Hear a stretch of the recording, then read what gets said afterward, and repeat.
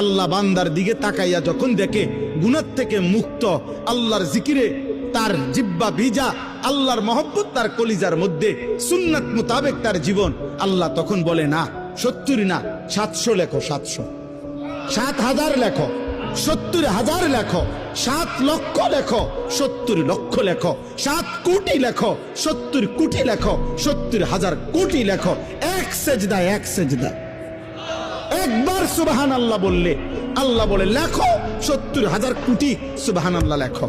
কোন কোন বেলায় আল্লাহ মহব্বতের জোশে, আল্লাহ তার মায়ায় আল্লাহ বলে ফেরেশতা তুমি লিখো না, সাআক্তুবু, আমি আল্লাহ নিজেই লিখবো। এই নেকি তুমি দিয়া পারতা না, আমি দেবো আমার বান্দার নেকি।